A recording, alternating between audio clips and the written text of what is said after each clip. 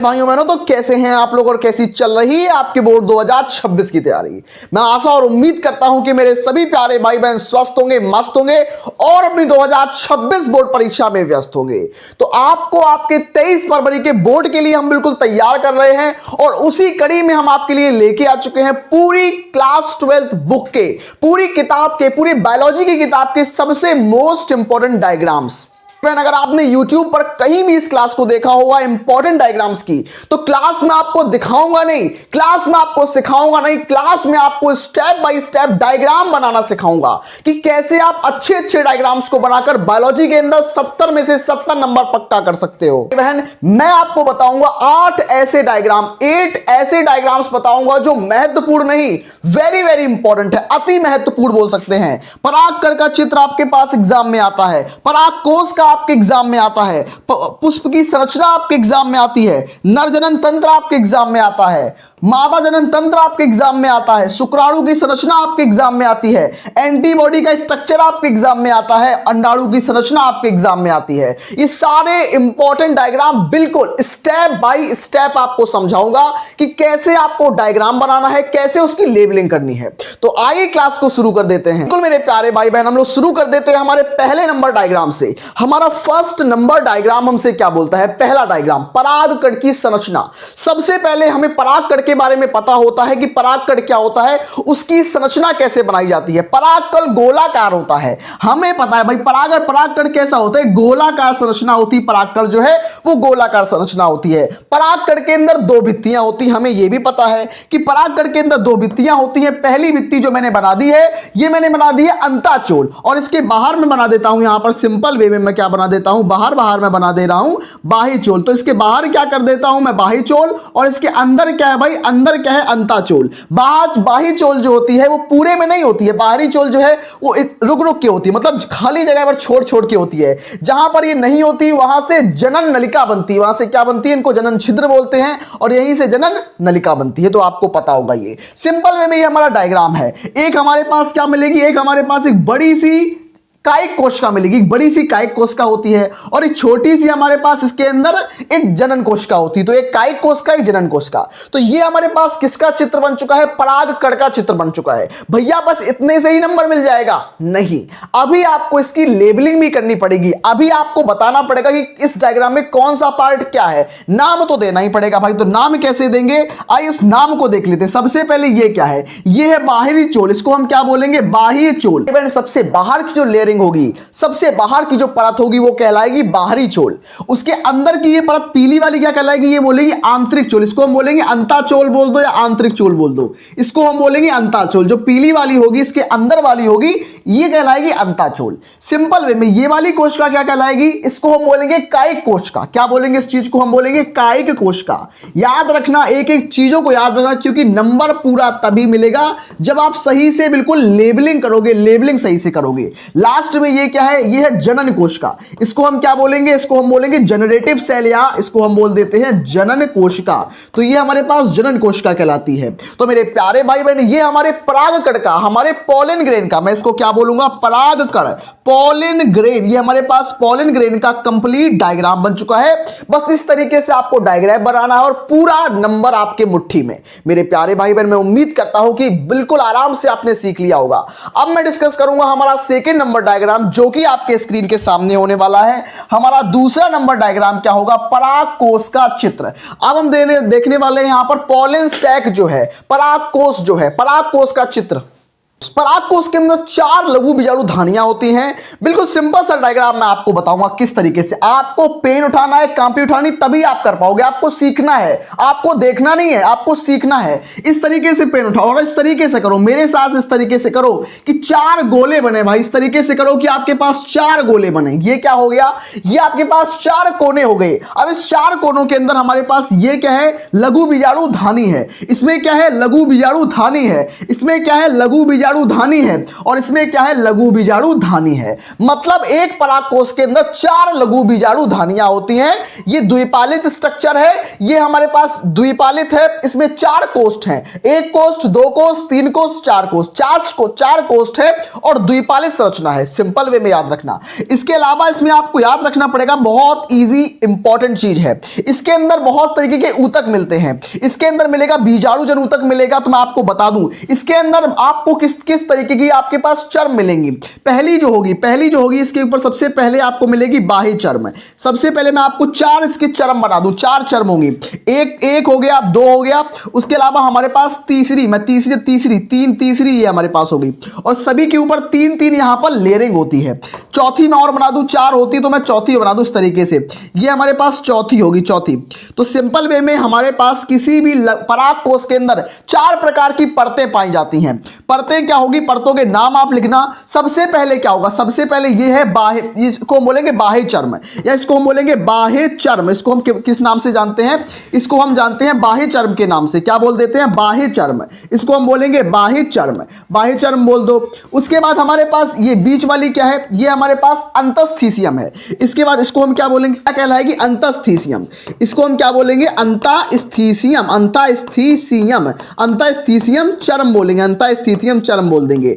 उसके बीच वाली क्या कहलाएगी, ये वाली क्या कहलाएगी, ये मध्य चर्म कहलाएगी। इसको हम बीच वाली को मध्य चर्म बोलेंगे, मध्य चर्म बोलेंगे। और लास्ट वाली इसको क्या बोलेंगे, इसको हम टैपिटम कहते हैं, इसको हम टैपिटम कहते हैं। और टैपिटम ही क्या करती है, परागकणों को पोषण प्रदान करती है। तो इनके अंदर क्या मिलेंगे, परागकण, ये परागकण इसके अंदर मिलेंगे, ये परागकण इसके अंदर पाए जाते हैं। तो सभी लघु बीजाणु धानियों के अंदर क्या मिलते हैं, परागकण पाए जाते हैं। तो ये स्ट्रक्चर हो गया आपका, ये चित्र हो गया भाई। बस इस तरीके से ही आपको बनाना है, स्क्रीनशॉट मारो, प्रैक्टिस करो, आपका काम चलेगा नहीं दौड़ेगा। अगले डायग्राम की तरफ हम बढ़ते हैं। हमारा नेक्स्ट डायग्राम क्या होगा, अगला वाला डायग्राम देख लेते हैं। तीसरा डायग्राम हमारे पास होगा पुष्प की संरचना, बोले तो स्ट्रक्चर ऑफ फ्लावर। फ्लावर की स्ट्रक्चर किस तरीके से होता है आपको देखना पड़ेगा। स्ट्रक्चर ऑफ फ्लावर हम लोग देखने वाले हैं मजे से। सबसे पहले होगा हमारे पास वर्तिकाग्र, सबसे पहले वर्तिकाग्र, उसके बाद हमारे पास वर्तिका, वर्तिका के बाद हमारे पास अंडाशय। ये हमारे पास स्ट्रक्चर ऑफ फ्लावर में ये वर्तिकाग्र हो गया, मैं नाम भी लिखते जाऊंगा साथ साथ, वर्तिकाग्र हो गया, ये वर्तिकाग्र हो गया हमारे पास। उसके बाद ये हमारे पास वर्तिका, ये क्या होगा, ये वर्तिका हो गया, वर्तिका। और ये क्या है, ये अंडाशय है, ये हमारे पास क्या होता है, ये अंडाशय होता है। तो ये अंडाशय के नाम से जानते हैं, वर्तिकाग्र, वर्तिका, अंडाशय, तीनों चीजें आपने देख ली। इस पर ये क्या है, ये कहां पर जुड़ा है, ये यहां पर ये पुष्पासन, ये यहां पर पुष्पासन है जहां पर पुष्प लगा होता है, पुष्पासन। उसके साथ साथ मैं आपकी जानकारी के लिए बता दूं, यहां पर मिलेंगी हरी हरी पत्तियां, यहां पर मिलेंगी हरी हरी पत्तियां, यहां पर मिलेंगी हरी हरी पत्तियां मिलती हैं। और हमारे पास क्या होता है, और यहां पर लाल लाल पंखुड़ियां भी मिलती हैं, यहां पर मिलेंगी लाल लाल पंखुड़ियां भाई, लाल लाल पंखुड़ियां भी मिलती हैं। सिंपल वे में इस तरीके से डायग्राम बनाना। और क्या मिलेगा भाई, और यहां पर मिलेंगे आपको पुंकेसर। पुंकेसर में सबसे पहले इस तरीके से पुंकेसर मिलेंगे आपको, यहां पर पुंकेसर पाए जाएंगे, आप पुंकेसर बना देना, यहां पर पुंकेसर बना देना। ये जो चित्र बन के रेडी हो चुका है भाई, यही आपकी पुष्प की संरचना है, फूल का स्ट्रक्चर बन के रेडी चुका है। इसको बोल दोगे आप दल, इसको क्या बोलोगे, दल बोल दोगे। इसको क्या बोलोगे, इसको बोलोगे बाह्य दल, इसको हम क्या बोलेंगे, बाह्य दल, इसको हम बोलेंगे बाह्य दल। ये क्या कहलाता है आपका अंडाशय, इसको हम क्या बोलेंगे, इसको हम बोलेंगे अंडाशय, अंडाशय के नाम से जानते हैं। ये क्या होगा भाई, ये पुंकेसर होगा हमारे पास, ये पुंकेसर, पुंकेसर कहलाता है, ये हमारे पास पुंकेसर कहलाता है।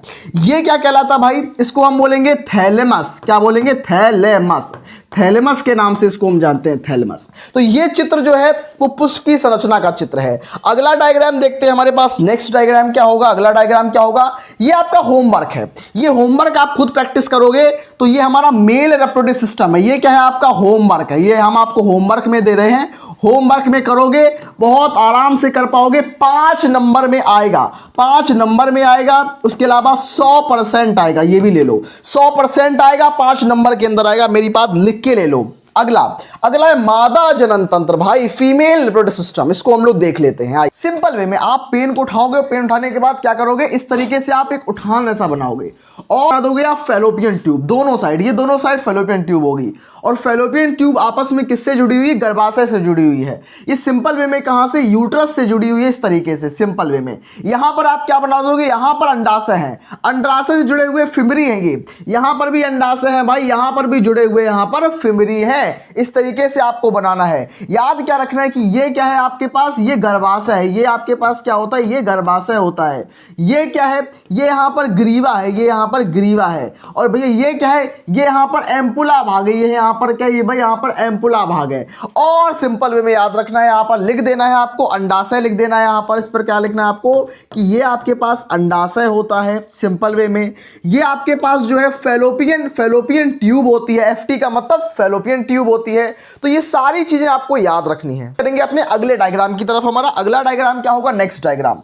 हमारे पास स्पर्म का स्ट्रक्चर किस तरीके से होता है, हमारे पास स्ट्रक्चर ऑफ स्पर्म क्या होता है सिंपल वे में। ये क्या है, ये हमारे पास पूंछ है, ये हमारे पास ग्रीवा है, ये हमारे पास सिर है, ये हमारे पास ग्रीवा और ये इसकी पुच्छ है। ये क्या हो गया, ये हमारे पास स्पर्म हो गया। स्पर्म के ऊपर ये क्या लगा है, ये लाइसोजाइम लगा हुआ है। तो आप क्या लिखोगे, सिर है। ये आपके पास शुक्राणु का सिर होता है। ये क्या है, इसकी ग्रीवा है। सिंपल वे में ऐसे ही बनाना है, परेशान नहीं होना, सिंपल वे में। और ये क्या है, इसकी पुच्छ है, ये इसकी पुच्छ है। तो क्या है, सिर है, ग्रीवा है, पुच्छ है। ग्रीवा भाग में इसके अंदर माइटोकॉन्ड्रियाज मिलती हैं भाई, इसके माइटोकॉन्ड्रियाज मिलती हैं। पूंछ इसको चलने में मदद करती है।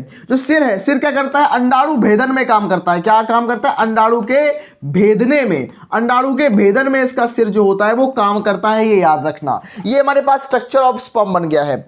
अगला स्ट्रक्चर हमारे पास क्या होगा, अगला स्ट्रक्चर हमारे पास होगा एंटीबॉडी का स्ट्रक्चर। ये भी देख लो, तो बिल्कुल सर्राटे से करोगे तो आपको फायदा मिलेगा। एंटीबॉडी में क्या बनाओगे, कैसे बनाना है, कि आपको इस तरीके से एक चित्र बनाना है।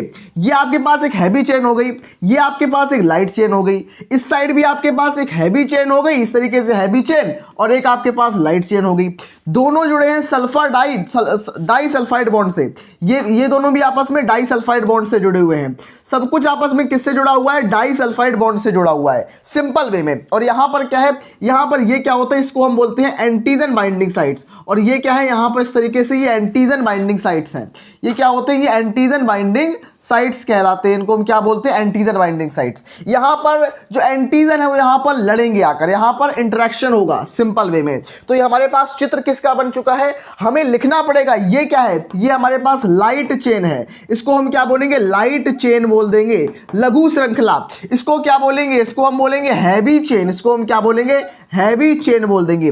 डाई सल्फाइड बॉन्ड बोलेंगे। प्रतिबंधन स्थल इसको हम बोलेंगे। इस तरीके से लिखना है। अगला डायग्राम जो होगा हमारे पास अंडाणु का स्ट्रक्चर होगा। किस तरीके से हमारे पास अंडाणु होता है, ह्यूमन ओवम का।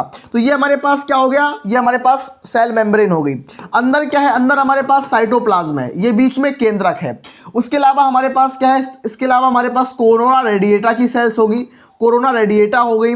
उसके साथ साथ हमारे पास जोना पेल्लुसिडा कोरोना रेडिएटा हमारे पास मिलती है। तो हमारे पास जोना पेल्लुसिडा मिलेगी और कोरोना रेडिएटा मिलेगी। तो ये पूरा स्ट्रक्चर किसका है, ये हमारे पास स्ट्रक्चर है किस चीज का, ओवम का। ये क्या लिख दोगे आप, ये लिख दोगे कोरोना रेडिएटा। इसको हम क्या बोलेंगे, कोरोना। हिंदी में लिखोगे तो बढ़िया रहेगा, हिंदी में लिखना, आपका पेपर हिंदी मीडियम में होगा। तो कोरोना रेडिएटा, इसको हम क्या बोलेंगे, कोरोना रेडिएटा। ये हमारे पास कोरोना रेडिएटा हो गए।